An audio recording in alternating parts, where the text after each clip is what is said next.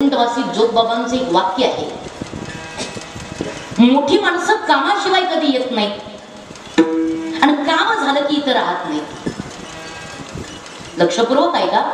मोठी माणसं कामाशिवाय येत नाहीत आणि काम झालं की इथं थांबत नाही. जसं शहाणा पाहुणा त्याला म्हणावं जो कामाशिवाय पाहुण्याच्या दारात उत्तर देत चालवं, कामाशिवाय पाहुण्याच्या दारात जात नाही आणि काम झालं की पाहुण्याच्या दारात शाबास राहत नाही. शहाणा कीर्तनकार त्याला म्हणावं जो सप्ताहाशिवाय कोणाच्या गावात जात नाही आणि काला झालं की तिथं शाबास. आता तुम्हाला पटायला लागले. शहाण्या पाहुण्याचं लक्षण आहे, काम झालं की पाहुण्याच्या दारामध्ये थांबायचंच नाही, तिथून त्वरित निघून जायचं. आता मी इकडचं बीडकडचं काही सांगत नाही, जे असेल तर आमच्या पुणे भागाकडचं असेल. आमच्या इकडं काही पाहुणे आहेत जे आले ते कुळ कायद्याने लागू झाले. तुमच्या इकडं तसं काही असलं तरी मी तुम्हाला काही बोललेले नक्कीच नाही. आले ते कुळ कायद्याला लागू झाले. नेमकं नौका झालेला जावई घरी आला, असा त्या जावयाचा थाट. एक दिवस झाला, 2 दिवस झाले, 3 दिवस झाले, 4 दिवस झाले, जावयाचं थाटामध्ये सगळं चाललं. पण जसे जसे जसे दिवस निघून गेले तसा तसा जावयाचा थाट कमी झाला.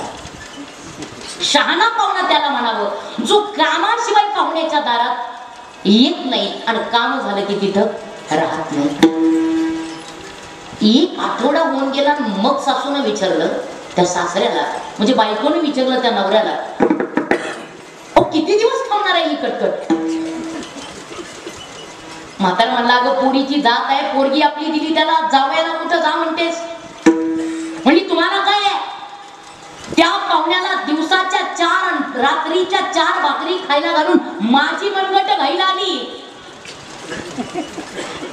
किती वेळ करायचं मी? विचारा एकदा त्या पाहुण्याला कधी जाणार?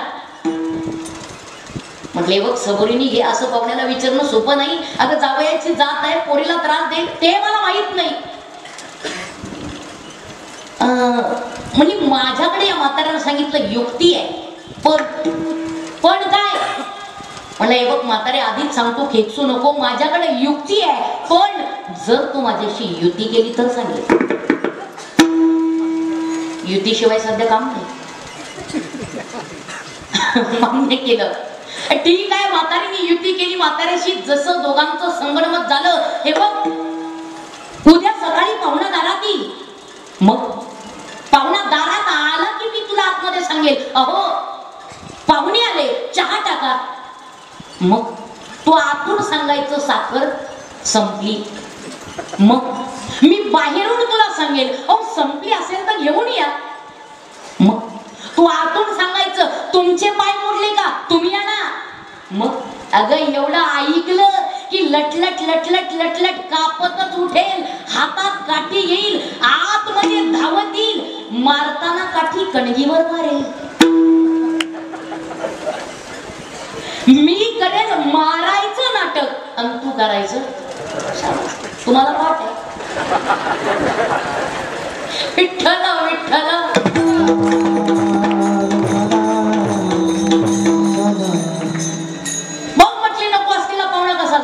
म्हणजे ठीक आहे, तुम्ही सांगितलं नाटक तर चांगलं आहे, बघूया उद्या उठून.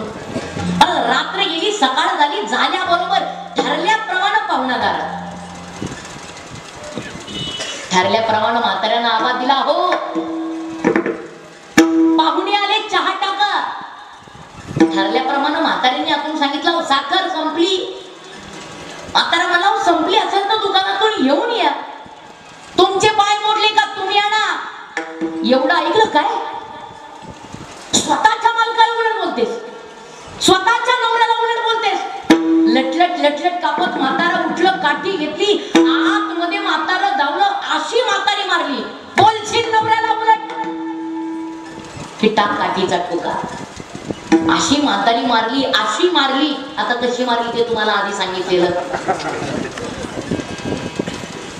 या पाहुण्याने बाहेर विचार केला, म्हटला आपल्या नुसत्या चहा करता विठ्ठल रुक्मिणीचा प्रपंच मोडतो. काय खरंय? इतर जाण्यात मजा आहे. तसं पाहुण्यानं गाठोडं उचललं, खांद्यावर घेतलं आणि निघाला ना पाहुणं स्टँड कडे. कुठल्या? राजुरीच्या? नाही.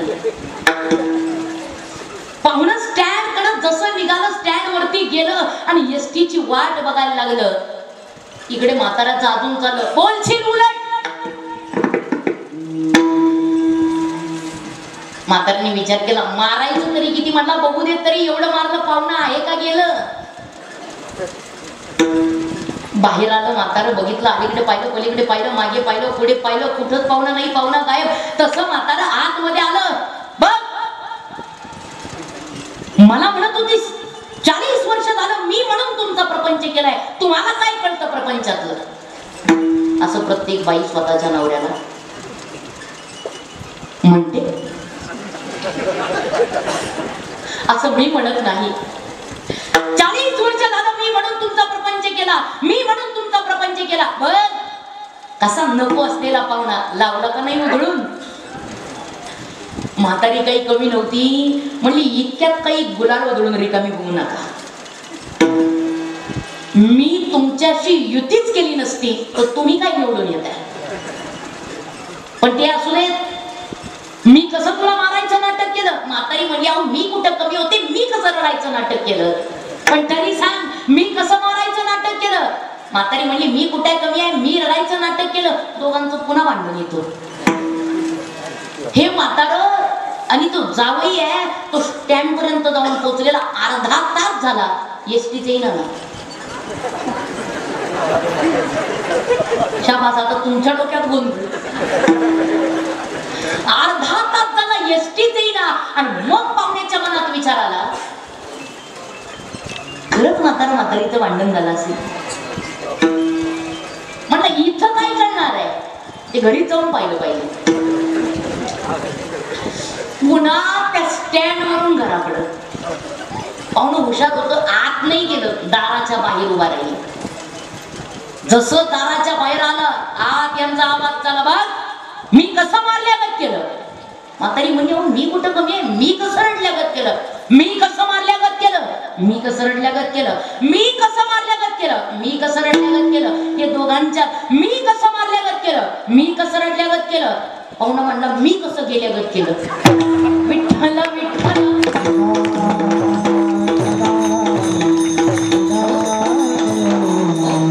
मला का सांगायचंय, विनोद सोडून द्या. शहाणा पाहुणा तो आहे जो कामाशिवाय पाहुण्याच्या दारामध्ये जात नाही आणि काम झालं की तिथं राहत नाही.